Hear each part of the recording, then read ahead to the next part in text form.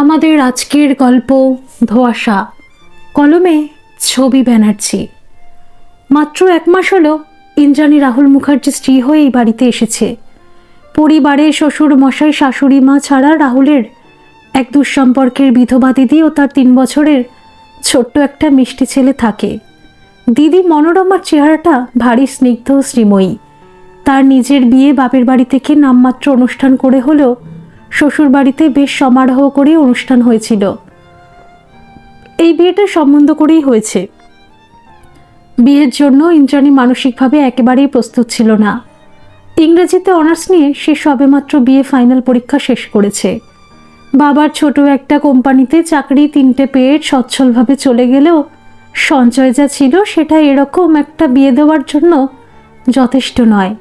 সে class 9 থেকে tuition করে তার নিজের পড়ার খরচ চালিয়ে এসেছে। তার নিজেরও স্বপ্ন ছিল মাস্টার ডিগ্রি কমপ্লিট করে ভবিষ্যতে চাকরির চেষ্টা করা। বাবা মাও এটাই চাইতো। এই বিয়েটা হঠাৎ করেই এবং খুব তাড়াতাড়ি ঠিক হয়ে গেল। ছেলে কলেজে অধ্যাপনা করে, উত্তর কলকাতায় বিরাট দোতলা বাড়ি গাড়ি, এক কথায় উচ্চ মধ্যবিত্ত পরিবার। তার ওপর চেহারাটাও গৌরবর্ণ সুদর্শন, পণ নেওয়ার ঘোরতর বিরোধী। এমন যাচা পাত্রকে বাবা কিছুতেই হাতছাড়া করতে চাইল না। পাত্রপক্ষ আসার আগে পর্যন্ত সে প্রাণপণে বিয়ের বিরোধিতা করেই গিয়েছিল।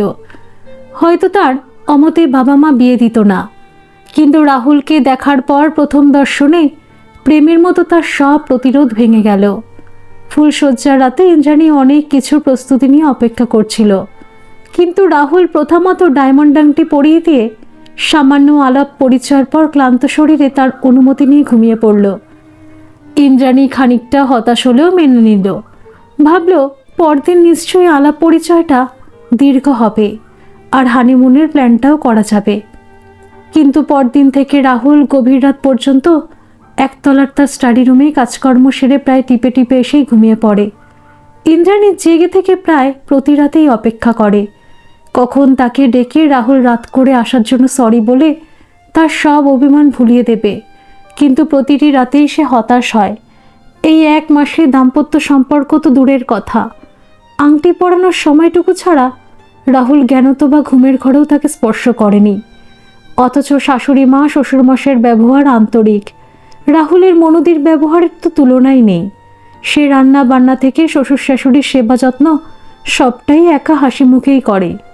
সত্যি বলতে এখানে তার নিচের বেডরুম গোছানো ছাড়া তাকে কুটো ভেঙে দুটো করতে হয় না, এমনকি চাটাও করতে হয় না।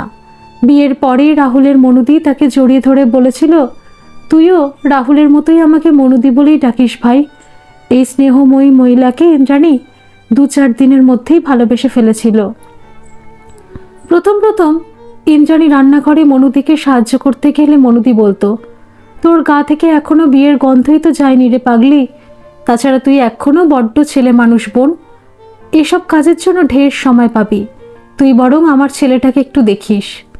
পরিবারের সবাই তার সুখ স্বাচ্ছন্দ্যের প্রতি একটু বেশি মাত্রায় নজর রাখে। মনুদি তার পছন্দের রান্না করে, শাশুড়ি মা তাকে কাছে বসিয়ে খাওয়ায়। অথচ সম্বন্ধ করে বিয়ের পর তাদের যে একান্তে কটা দিন সময় কাটানোর জন্য হানিমুনের দরকার, এটা নিয়ে কেউ উচ্চবাচ্য করে না। এর মধ্যেই মাত্র 1 দিন রাহুল বলেছিল, সরি ইন্দ্রাণী, আমার থিসিসের জন্য তোমাকে সময় দিতে পারছি না। ইন্দ্রাণীর কাছে যুক্তিটা খুব দুর্বল মনে হয়েছিল। কলেজে একদিন অফ ডেও একটা রবিবার থাকে, সপ্তাহের একটা দিনও তাকে একটু বাইরে খেতে, নাটক, সিনেমা দেখতে নিয়ে যাওয়া যায় না? এমন তো নয় তার একেবারেই সাদামাটা চেহারা। সবাই বলে সে সুন্দরী, স্মার্ট আর আকর্ষণীয় এবং রীতিমতো বুদ্ধিদীপ্ত। 11 থেকে এ যাবৎ পর্যন্ত বহু ছেলে তাকে প্রপোজ করেছে। ভুল ভাল প্রেমপত্র লেখার তো বিরাম ছিল না। ইন্দ্রাণী এসবকে ইগনোর করে লেখাপড়ায় নিজেকে ফোকাস করেছে। জীবনে প্রথম রাহুলকে দেখে সে দুর্বল হয়েছে। রাহুলের এটা সংযম না এর পিছনে অন্য গল্প আছে? তার শাশুড়ি মা সারাদিন তার ঠাকুর ঘর আর পুজো আচ্চা নিয়ে থাকে। শ্বশুরমশাই অবসরপ্রাপ্ত হেডমাস্টার মশাই, তিনিও সারাদিন বই নিয়ে ডুবে থাকতেই ভালোবাসেন। ইন্দ্রাণীর কাছে সব ব্যাপারটা কেমন ধোঁয়াশার মতো মনে হয়। ইন্দ্রাণী তার মার কাছেও লজ্জায় বলতে পারেনি যে এই 1 মাসেও তাদের মধ্যে কোনো দাম্পত্য সম্পর্ক হয়নি। এক এক সময় রাহুলের ঘুমন্ত মুখের দিকে তাকিয়ে তাকে জড়িয়ে ধরে আদর করতে ইচ্ছে করে। এক একবার মনে হয় রাহুলকে ঝাঁকিয়ে ঘুম থেকে উঠিয়ে দিয়ে কারণটা জিজ্ঞেস করে, কিন্তু প্রবল আত্মসম্মানবোধ তাকে বাধা দেয়। তার শাশুড়ি মা কি আদেও সরল সিধেসাদা ভালো মানুষ? সেও কি এসব লক্ষ্য করে না? সে কি শুধুমাত্র আরাম স্বাচ্ছন্দ্যের জন্যই বিয়েটা করেছিল, নাকি এর পিছনেই কোনো রহস্য আছে? বাচ্চাটা না থাকলে এখানে থাকা তার পক্ষে দুর্বিষহ হয়ে যেত। আর একটা ব্যাপার ইন্দ্রাণীরও রহস্যময় লাগে। তাতাই মানে বাচ্চাটাই 1 মাসেই তার ন্যাওটা হয়ে গেছে, কিন্তু রাহুলকে দেখলে সে ভয় পায়, তার ধারে কাছে আসতে চায় না। সত্যি বলতে রাহুলের চেহারাটা ভীষণই মায়াময়।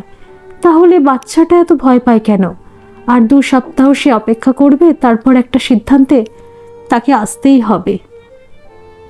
মনের এই দোলাচলের মধ্যেই এক রবিবার রাহুল তার মনুদিকে বলল, মনুদি, আজ বিকেল 5টায় আমি ইন্দ্রাণীকে নিয়ে একটু বাইরে বেরোবো। রাতে খাওয়া দাওয়া করে ফিরবো, তোমরা খেয়ে নিও। তাতাইয়ের জন্য কিছু পোশাক খেলনা কিনবো। মনুদি বলল, আগে বলিসনি তো, আমি তো আজ রাতে ইন্দ্রাণীর ফেভারিট বিরিয়ানি রাঁধবো ভেবেছিলাম। তুই বরং সামনের রবিবার যাস। না মনুদি, সিনেমার টিকিট কেটে ফেলেছি। রাহুল সোজা একটা পার্কে নিরিবিলি জায়গায় বসে বলল, ইন্দ্রাণী, আমরা সিনেমায় যাচ্ছি না, তোমার সঙ্গে আমার কিছু কথা ছিল। ইন্দ্রাণী বলল, আমিও সেটাই অনুমান করছিলাম। এই 1 মাসে আপনার সঙ্গে আমার সাকুল্যে 2 কি 3টে মাত্র বাক্য বিনিময় হয়েছে। আমি ঠিকই করেছিলাম আর 2 সপ্তাহ আমি অপেক্ষা করে একটা সিদ্ধান্ত নেব। মাঝে মাঝে মনে হতো আপনি পুরুষ নন, হয়তোবা সমকামী। আচ্ছা রাহুল, এই বিয়েটা কি আপনার অনিচ্ছায় হয়েছে? আপনার কি কোনো প্রেমিকা আছে যার সঙ্গে বিয়ে দিতে আপনার বাবা রাজি নন বলে অনিচ্ছার সঙ্গে বিয়েটা করতে বাধ্য হয়েছেন? এর মধ্যে কোনটা? রাহুল বলল, তোমার ধারণা অস্বাভাবিক নয়, কিন্তু আমি এসবের কোনোটাই নই। আসলে এই বিয়েটা মা বাবার ইচ্ছাতে হলেও আমার নতুন করে জীবন শুরু করার একটা লোভ ছিল। তোমাকে দেখার পর লোভটা সামলাতে পারিনি। এখন বুঝতে পারছি ভুল করেছি। আসলে আমি এক গভীর সমস্যার মধ্যে আছি। এখান থেকে ফেরবার আমার কাছে কোনো রাস্তা নেই। হয়তো শেষ পর্যন্ত আমাকে আত্মহত্যার পথ বেছে নিতে হবে। আজ সবটা তোমাকে আমি বলতে চাই। সবটা শোনার পর তুমি যা সিদ্ধান্ত নেবে আমি মাথা পেতে নেব। ইন্দ্রাণী বলল, আপনার আত্মহত্যার মতো ব্যক্তিগত সমস্যা শুনে আমি কি করব?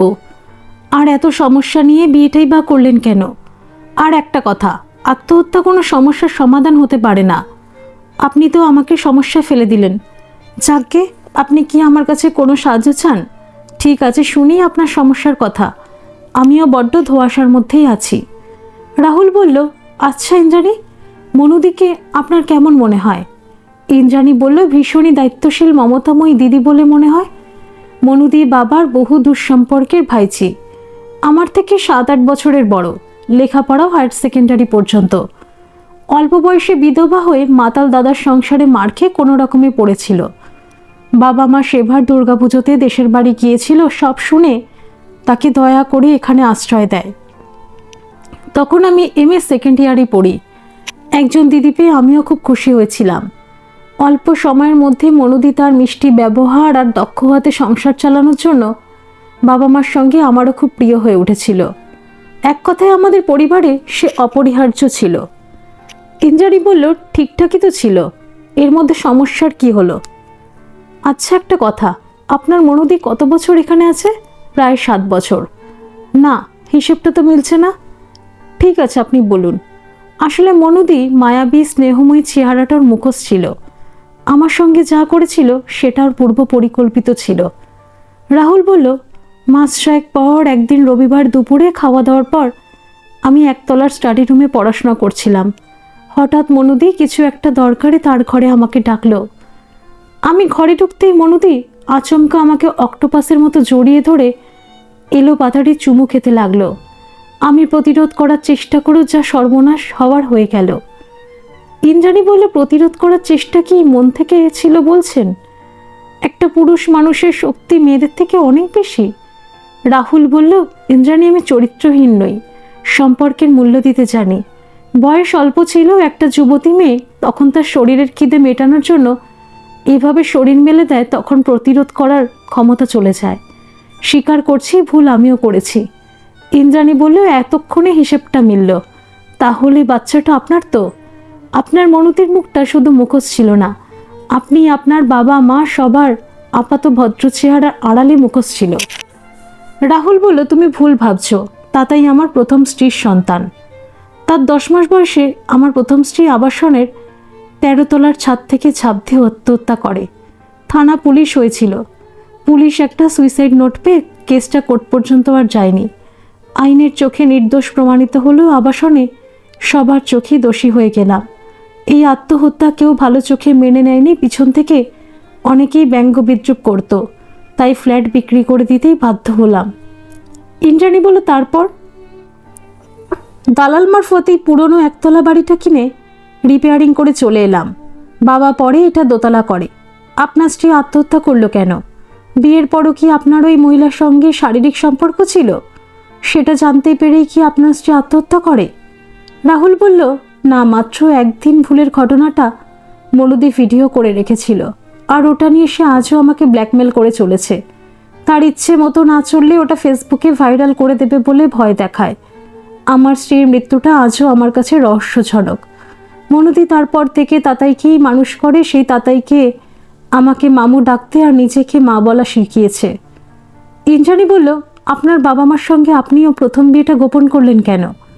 এটা মা গোপন করতে বলেছিল। আত্মহত্যা করে বউ মারা গেছে, তার উপর একটা 3 বছরের ছেলে আছে জানলে কোনো মেয়ে আমাকে বিয়ে করতে চাইবে না বলে মা মনে করত।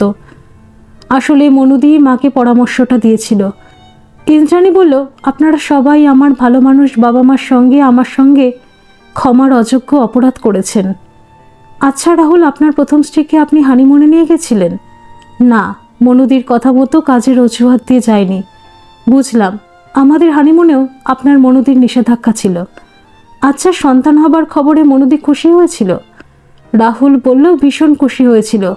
আর আমিও ভেবেছিলাম এবার মনুদির হাতে পায়ে ধরে ভিডিওটা ডিলিট করাবো, কিন্তু তাকে বলতে গেলে বলেছিল, ওটাই তো আমার তুরুপের তাস। আমার একটা বাচ্চার দরকার ছিল, সে সাত পূর্ণ হয়েছে। কয়েক মাস পর আমি বাচ্চাটাকে নিজের কাছেই রাখবো। কাকতালীয়ভাবে সেটাই ঘটল। আমার স্ত্রী আত্মহত্যা না করলে মনুদি একদিন তাকে খুন করত। ইন্দ্রাণী বলল, সে খুন করেনি, কে বলল? আত্মহত্যা করতে প্ররোচিরত্ব করাটাও তো খুন। এটা বোঝা তো জলের মতো সোজা। আপনি সত্যিকারের পুরুষ হলে ওই রক্তচোষা ডাইনিটাকে খুন করে নিজে ফাঁসি কাটে ঝুলতেন। সরি, আমি রাগের মাথায় বলেছি, এটাও সমাধান নয়। আর একটা প্রশ্ন, আচ্ছা, আমার সঙ্গে দাম্পত্য সম্পর্কের অনুমতি নিশ্চয়ই আপনার মনুদি দেয়নি? দিলে এত কথা আজ বলার দরকারই হতো না। দিব্যি ব্যালেন্স করে আপনার মনুদির কৃতদাস হয়ে জীবনটা কাটিয়ে দিতে পারতেন। আর একটা কথা, শুনেছি বাঘিনী একবার রক্তের স্বাদ পেলে সে ভোলে না। আপনার মনুদি অত সহজে মাত্র একবারই আপনাকে ভোগ করে বিয়ের অনুমতি দিয়ে দিল? আশা করি সত্যি বলবেন। রাহুল বলল, তোমাকে মিথ্যে বলে আমার লাভ কি? তুমি সব জানলেও আমার সমস্যার সমাধান করতে পারবে না। আমি ওই ঘটনার পর পারতপক্ষে মনুদিকে এড়িয়ে যেতাম। লেখাপড়াও দোতলার আমার বেডরুমেই করতাম। আমার চাকরির পর মনুদি উপযাচক হয়ে আমার বিয়ের জন্য বাবা মাকে বলেছিল। কোনো এক ফাঁকে আমাকে বলেছিল, যা তোকে ছেড়ে দিলাম, কিন্তু তুই বিয়ে করেও আমার হাত থেকে রেহাই পাবি না। তোর মারণাস্ত্র আমার কাছেই থাকলো। আমার হুকুমে তুই সারা জীবন চলবি। তোর বাবা মাকে অনেক আগেই বশ করেছি, তারা আমাকে ছাড়া চোখে অন্ধকার দেখে। বিশ্বাস করো, তোমাকে বিয়েটা করেই আমি অপরাধ বোধে ভুগছিলাম। তোমাকে সবটা বলে আমি ডিভোর্স দিয়ে নিজে আত্মহত্যা করব ভেবেছিলাম। ইন্দ্রাণী বলল, প্লিজ কাপুরুষের মতো বারবার আত্মহত্যা করার কথা বলবেন না। আচ্ছা রাহুল, আপনার নিজের ছেলেকে কাছে পেতে ছেলের বাবার ডাক আপনি শুনতে চান না? কোন বাবা এটা চায় না বলো? বাবা মার বয়স হয়েছে, বাচ্চার ধকল সামলাতে পারবে না বলে পরম বিশ্বাসে নিজের নাতিকে মনুদির হাতে ছেড়ে দিয়েছে। তাতাইকে বাবা মার কাছে যেতে দিলেও আমার ধারে কাছে ঘেঁচতে দেয় না, সমানে মোবাইলে তোলা ভিডিওর ভয় দেখায়। আপনি তো ওই মহিলার অসাবধানতার সুযোগে ওটা ডিলিট করতে পারতেন। চেষ্টা করেছিলাম, কিন্তু ফোনটা সে যক্ষের ধনের মতো আগলে রাখে। এমনকি স্নান করতে গেলেও সঙ্গে নিয়ে যায়। দিনের পর দিন এই ব্ল্যাকমেল আমার কাছে অসহ্য হয়ে উঠছে। আমি তোমার কাছে ক্ষমা প্রার্থী। তোমাকে বিয়ে করে আমি সত্যিই অন্যায় করেছি। ইন্দ্রাণী বলল, আমার ক্ষতি যা করার আপনি করেই দিয়েছেন, তবে একদিন না একদিন আমি ঘুরে দাঁড়াবই। দেখুন, আমি আপনার সঙ্গে থাকি বা না থাকি, যাওয়ার আগে সমস্যা থেকে আপনাকে বের করার চেষ্টা করব। আপনি যত তাড়াতাড়ি পারেন 2টো পুরীর টিকিট কাটুন, আর বাড়ি ফিরে আপনার মনুদির সঙ্গে স্বাভাবিক ব্যবহার করুন। আর টিকিট না পাওয়া পর্যন্ত আপনার মনুদির আপডেট দিতে থাকুন। রাহুল বলল, প্লিজ আপনার মনুদির বলো না, ওই মহিলাকে আমি ঘৃণা করি। ইন্দ্রাণী বলল, সত্যি বলছি, আপনার মতো মেরুদণ্ডহীন লোক আমি খুব কম দেখেছি। অথচ প্রথম দেখার সময় আপনাকে আমার খুব ভালো লেগেছিল। আপনাকে নিয়ে অনেক স্বপ্ন দেখতেও শুরু করেছিলাম। লেখাপড়া শেষ না করে বিয়ে করব না প্রতিজ্ঞা করেও সব গোলমাল হয়ে গেল। যাক, বাদ দিন ওসব কথা। রাহুল বলল, আমার মনে হয় সমস্যার কোনো সমাধান নেই। আমার সঙ্গে তুমি পুরী গেলে মনোদিত খেপে গিয়ে ভিডিওটা ভাইরাল করে দেবে। তারপরে আমার অবস্থানটা কি হবে তুমি মনে হয় সেটা বুঝতে পারছো না। এতটা সময় ধরে তুমি আমার সব কথা শুনলে বলে আমি কৃতজ্ঞ ইন্দ্রাণী। আমি তোমাকে খুব তাড়াতাড়ি মিউচুয়াল ডিভোর্স দিয়ে দেবো। ইন্দ্রাণী একটু মুচকি এসে বলল, ডিভোর্স তো আপনাকে দিতেই হবে, সেটা কয়েক মাস পরেই না হয় দেবেন। আপাতত আপনি আমার ওপর ভরসা করতে পারেন। ফেলিওর হলে আত্মহত্যার রাস্তা তো আপনার খোলাই থাকলো। চলুন এবার ওঠা যাক, খুব খিদে পেয়েছে। আপনার তাতাইয়ের ড্রেস আর খেলনা কিছু কিনে কিছু খেতে হবে। ফিরে আসার পর রাহুল যথারীতি গভীর রাতে ঘরে ঢুকলে ইন্দ্রাণী বলল, আসুন রাহুল, আমি জেগে আছি। এই 1 মাস আপনি না আসা পর্যন্ত ঘুমের ভান করে জেগেই থাকতাম। আপনি আজ থেকে সোফা কাম বেডে ঘুমাবেন। রাহুল বলল, সোফা কাম বেডে? আপনি কি ভেবেছিলেন সব শোনার পর আমি আপনার প্রেমে গদগদ হয়ে বিছানা শেয়ার করব? এবার বলুন ওই মহিলার রিয়াকশন কি? রাহুল বলল, নতুন আর কি, ওর পারমিশন ছাড়া বেরিয়েছিলাম বলে বলল। আমার পারমিশন ছাড়া বউকে নিয়ে বেড়াতে যাওয়ার তোর সাহস হয় কি করে? নাকি সুন্দরী বউ পেয়ে সব ভুলে গেছিস? আপনি কি বললেন? বললাম, আসলে ইন্দ্রাণী বারবার বেড়াতে যাওয়ার জন্য কদিন ধরে বলছিল। সে অবশ্য তোমাকে তাতাইকে সঙ্গে নিয়ে একসঙ্গে যেতে চেয়েছিল। সারাটা সময় ও শুধু তোমার প্রশংসাই করছিল, আরও বলছিল এরপর বেড়াতে গেলে তোমাকে ছাড়া কিছুতেই যাবে না। তখন মনোদি একটু নরম হয়ে বলল, তাই? তোর রাত করে ঘরে যাওয়া নিয়ে বউ কিছু বলে না? মেয়েটা বোকা না বড্ড বেশি চালাক? আমি বললাম, না, ও আসলে ও জানে আমি থিসিসের জন্য ব্যস্ত থাকি। মনোদি বলল, না রে রাহুল, এভাবে দিনের পর দিন তো চলবে না। তুই কাল থেকে ঠিক সময়ে ঘরে যাস, যা খুশি কর, বেড়াতে যা, সিনেমা যা, আমি আপত্তি করব না, কিন্তু সবটা আমার অনুমতি নিয়ে। তবে একটা শর্তে, কোনো বাচ্চা কাচ্চা আর নেওয়া হবে না। আমার তাতাইয়ের কোনো ভাগিদার আমি আসতে দেব না। এটাতে তোর আপত্তি থাকার কথা নয়। তাতাই আমাকে মা বলে ডাকলেও আমি ওর গর্ভধারিণী নই। ও তোর সন্তান, কিন্তু ও কোনোদিন কিছু জানবে না। আমার নিরাপত্তার সঙ্গে সঙ্গে ওই সব কিছুর উত্তরাধিকারী হবে। এটার অন্যথা হলে আমি দুবার ভাববো না। ইন্দ্রাণী বলল, ঠিকঠাক চলছে। আমার সংস্পর্শে থেকে বুদ্ধিটা বেশ খুলেছে দেখছি। টিকিটটা হাতে নেওয়া পর্যন্ত অভিনয়টা চালিয়ে যান। এর মধ্যেই তাতাইয়ের সঙ্গে ইন্দ্রাণীর খুব ভাব হয়ে গেছে। সে মাসিমা উচ্চারণ করতে পারে না বলে তাকে মাম্মাম বলে ডাকে। মনুদি বলে, জানিস তো ইন্দ্রাণী, ছেলেটা ওর মামুকে একদম পছন্দ করে না, অথচ এই অল্প দিনে তোর কেমন ন্যাওটা হয়ে গেল। ইন্দ্রাণী বলল, কি করে পছন্দ করবে মনুদি? তোমার ভাই যা গম্ভীর মুখ করে থাকে, আমার সঙ্গেই ভালো করে কথা বলে না। ওর যত প্রেম সব বইয়ের সঙ্গে, একেবারে গুরুগম্ভীর রসকসীন খাঁটি মাস্টার মশাই। বলেই মনুদিকে জড়িয়ে ধরে বলে, ভাগ্যিস তোমার মতো একটা মিষ্টি দিদি পেয়েছিলাম। একটা কথা বলবো মনুদি? বলো না, কি বলবি? অনেক দিন তো হয়ে গেল, এবার থেকে সকাল বিকালের চাটা আমি করব। মনুদি বলল, ও এই কথা, ঠিক আছে করিস। দিন 7 পর রাহুল বলল, ইন্দ্রাণী টিকিট রেডি, আগামীকাল সন্ধ্যে 6:30টায় ট্রেন। বাবা মাকে বলবো তো? ইন্দ্রাণী বলল, না, কাক পক্ষেও জানবে না। আজ রাতে আমি ব্যাগ গুছিয়ে রাখবো, এরপর আমি যা বলবো আপনি সেটাই করবেন। কাল বেলা 4টের মধ্যে আপনি বাড়ি আসবেন। আর একটা কথা, ফোনের সিমটা চেঞ্জ করবেন। পরদিন বিকেলে 4টে ইন্দ্রাণী মনুদিকে বলল, মনুদি, তোমার ভাই চলে এসেছে, চা করি? মনুদি বলল, রাহুল এসে গেছে? দেখ না, তাতাইটা সারা দুপুর জ্বালিয়ে কেমন অসময় ঘুমিয়ে পড়ল। ভাবছিলাম আজ চায়ের সঙ্গে ডিমের ডেভিল বানাবো, কিন্তু গাটা বড় ম্যাচ করছে। ইন্দ্রাণী বলল, মনুদি, ভেবো না, আমি ডিম সিদ্ধ করে সব গুছিয়ে জোগাড় করে রাখবো। তুমি সন্ধেবেলায় বরং ভেজো। ডিমের ডেভিল আমার ভীষণ প্রিয়। আমার পছন্দগুলো তুমি কি সুন্দর টের পেয়ে যাও। ঘণ্টাখানেক পর ইন্দ্রাণী ঘুমন্ত তাতাইকে নিয়ে রাহুলকে বলল, রাহুল, তাতাইকে ধরুন আর একটা ওলা বুক করুন। কুইক, আমি তাতাইয়ের কিছু পোশাক নিয়ে আসছি। রাহুল বলল, মনুদি জানে? মনুদিকে আমি চায়ের সঙ্গে কড়া ডোজের ঘুমের ওষুধ দিয়েছি। রাত 9টার আগে ঘুম ভাঙবে না, কিন্তু বাড়ির গেট খুলে রেখে যাওয়া ঠিক হবে? ইন্দ্রাণী ছাছিয়ে বলল, রাখুন তো আপনার বাড়ি, আগে নিজে বাঁচুন। ট্রেনে উঠে ইন্দ্রাণী বলল, আজ থেকে আপনি সমস্যামুক্ত। কি এত চিন্তা করছেন? আপনার মনুদির ফোন এখন আমার কাছে, আর আপনার ছেলেও আমার কাছে। এরপর ছেলেকে বাবা বলতে শেখাবেন। রাহুল বলল, তাতাই তোমাকে মাম্মাম বলে ডাকে, খুব অদ্ভুত লাগে আমার। কিচ্ছু অদ্ভুত ব্যাপার নয়, ও মামিমা উচ্চারণ করতে পারে না বলেই ডাকে। আকাশ কুসুম কল্পনা করবেন না। ফোনটা সিম বের করে ওটা ছিঁড়ে ফেলে দিন, ফোনটা সমুদ্রের জলে ফেলে দেবেন। রাহুল বলল, সত্যি কি বিপদমুক্ত হলাম? আমার খুব ভয় করছে ইন্দ্রাণী। মনুদি ডেঞ্জারাস টাইপের মহিলা। আমাদের তিনজনকে, বিশেষ করে তাতাইকে না দেখে সে তাণ্ডব করবে। মা বাবা আমাদের জন্য দুশ্চিন্তায় পাগল হয়ে যাবে। চিন্তা করবেন না, আমি গত 7 দিন ধরে কোটিনাটি সব জানিয়ে আপনার মাকে লম্বা একটা চিঠি লিখে রেখে এসেছি। ওটা আপনার মার ঘরে তার চশমা চাপা দিয়ে রেখে এসেছি। আর আপনার মনুদি কিচ্ছু করতে পারবে না। 20 দাঁত ভেঙে ও এখন ঢোড়া সাপ। ওর মরণাস্ত্র এখন আমার হাতে।